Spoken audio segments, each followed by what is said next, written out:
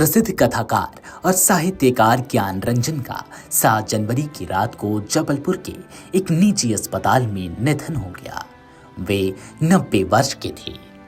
देश की प्रतिष्ठित साहित्यिक पत्रिकाओं में विशेष स्थान रखने वाली पत्रिका पहल के संपादक के रूप में काम कर चुके ज्ञान रंजन का जन्म 21 नवंबर 1936 को महाराष्ट्र के अकोला जिले में हुआ था।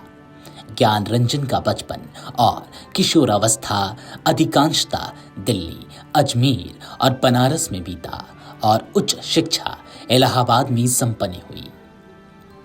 मध्य वर्ग की नई पीढ़ी की सोच को ज्ञान रंजन ने बखूबी पकड़ा और अपनी कहानियों में उसे ढाला भी। पत्रिका पहल को ज्ञान रंजन के संपादन ने बहुत ऊंचा मुकाम दिलाया।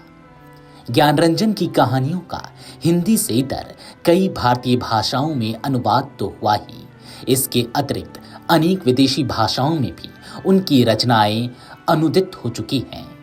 भारतीय विश्वविद्यालयों के अतिरिक्त Osaka, London, San Francisco, Leningrad और हाइडेलबर्ग आदि के अनेक अध्ययन केंद्रों के पाठ्यक्रमों में इनकी कहानियां शामिल हैं।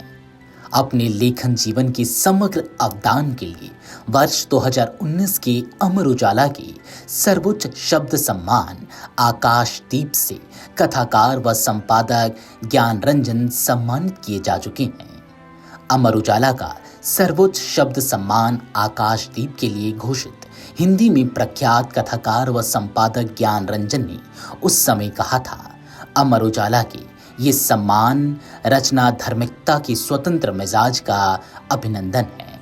परम प्रिय गुलजार साहब कोसला और हिंदू एक समृद्ध कबाड़ के बड़े कथाकार भालचंद नेमाड़े, पुरस्कृत सहयात्रियों, आकाशदीप सम्मान को आकार देने वाले अमर उजाला समूह के सदस्यों और उपस्थित भाइयों बहनों, दुनिया भर में उच्चतर सम्मानों में दिए गए सदा जीवित जगमगाते व्याख्यानों को हम बार बार पढ़ते हैं, प्रकाशित भी करते रहे हैं।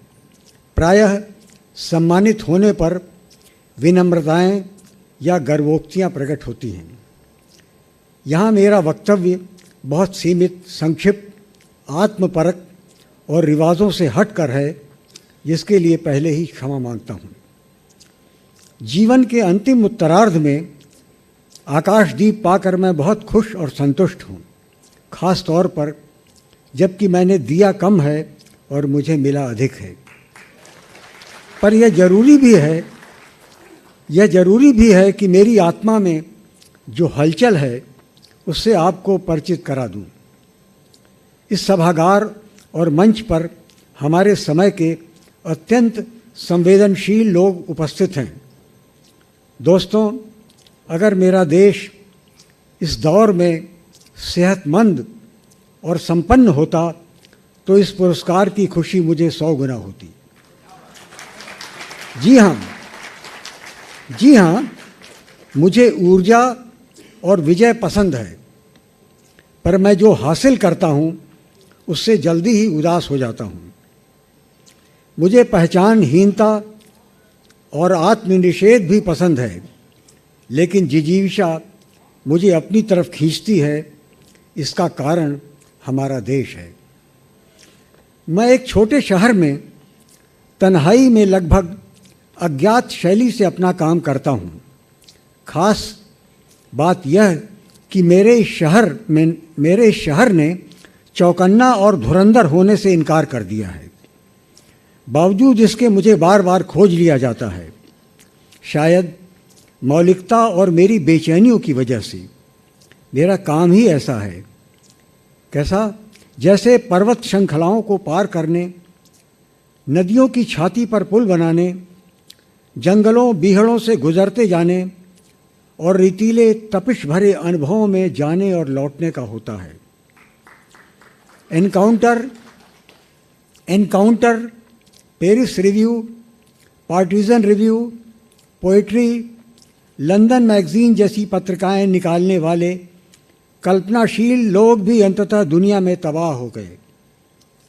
मेरा रास्ता जिसे मैंने चुना वह भी तबाही का था। सांसारिक सफलताओं का नहीं। जब मैं युवा था, कहानियाँ लिखता था, मेरे साथ जोशीले, कलंदर, मोहब्बतों से भरे हुए जिंदा दिल लोगों की दुनिया थी। वह सोहबतों का एक बहुत खूबसूरत वृंदावन था। बड़ी बेकरारी थी। रचनाएं जुगनुओं की तरह दमकती थीं। जब जीवन के मध्यकाल में अपनी संपादकीय दुनिया गहरी जिद के साथ शुरू की तो अपने लेखक को ईंधन की तरह उसमें झोंक दिया। इसके बिना पहल की दुनिया नहीं बनाई जा सकती थी, जिसमें आज देश देशांतर के अनमोल रचनाकार यात्रा करते हैं। दो नावों पर सवारी एक करिश्मा हो सकता है, पर वह मूल्यवान नहीं है। दुनिया के तमाम शानदार रिसालों का सपना देखते हुए मैंने पहल शुरू की जो 45 वर्षों से जारी है। बहरहाल तब और अब का फ़र्क यह है कि आज हमारी दुनिया के होनहार, निराश, शोकमग्न हम समय के माहिर और समय के उस्तादों से घिर गए हैं। अब हमें अंधेरों में टटोल टटोल के बढ़ना है। वाचालों की आवाज़ें गूंज रही हैं। हम पैदल हैं और हमारे साथ हाथ में हमारे महान युग प्रवर्तक लेखक कवि गजानन माधव मुक्तिबोध की लालटेन है, जो रुद्ध जनता और खूंखार शास्ता से हमें आगाह करती है। पहल को चलाने वालों का कुनबा कुछ ज्ञात है और कुछ गुमनाम। इसे मैं पहल का अंडरवर्ल्ड कहता हूँ। यही वे रस्सियाँ हैं जो हमें कुओं से निकालती हैं और पानी उलीचती हैं।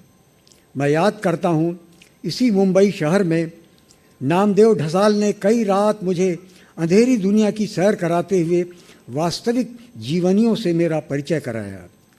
वसंत दत्तात्रेय गुर्जर और बाद में दिलीप चित्र से मेरी दोस्तियां हुई। इस अंधेरी दुनिया के ऊपर मीना बाजार दमक रहे थे। भारतीय लेखन ने अपनी भाषाओं में तत्कालीन भाषा और मुहावरे की खोज कर ली थी, सो हमें चैन आया और हम पढ़ने लिखने में डूब गए। आज की हालत यह है कि हमारा नवनिर्माण चिंताजनक है। हम रेत में चल रहे हैं, हमारे पैर चल रहे हैं, पर हम कहीं पहुंच नहीं रहे हैं। हम दलदल में गगनचुंबी इमारतें बना रहे हैं।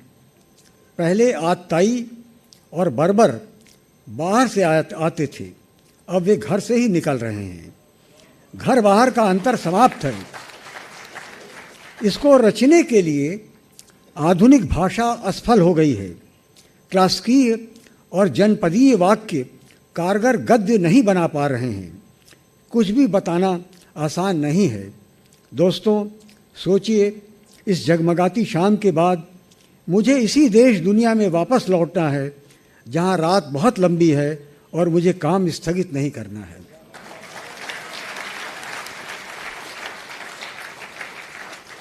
बहरहाल भीतरी तकलीफ़ों के बावजूद आज की शाम बहुत यादगार और अभूतपूर्व है मेरे लिए।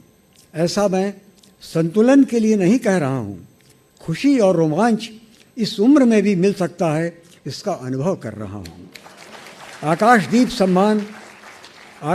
सम्मान सभी गैर सरकारी सम्मानों से इतर और उच्चतर है कि वह हिंदी के साथ दूसरी भारतीय भाषाओं को भी समान दर्जा देता है।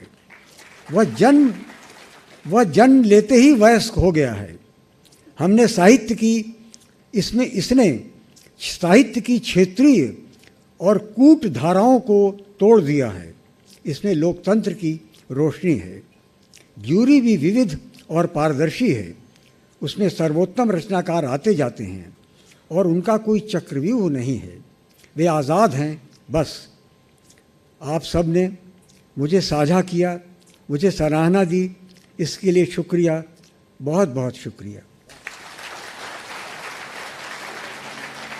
ज्ञानरंजन को साहित्य साधना के लिए अब तक Soviet land Nehru award, Uttar Pradesh Hindi संस्थान का साहित्य भूषण सम्मान, अनिल कुमार और सुभद्रा कुमारी चौहान पुरस्कार, मध्य प्रदेश शासन संस्कृति विभाग का शिखर सम्मान, सुदीर्घ कथा साधना, सृजनशीलता और बहुआयामी कार्यनिष्ठा के लिए 2001-2 के राष्ट्रीय मैथिली शरण गुप्त सम्मान से सम्मानित किया जा चुका है।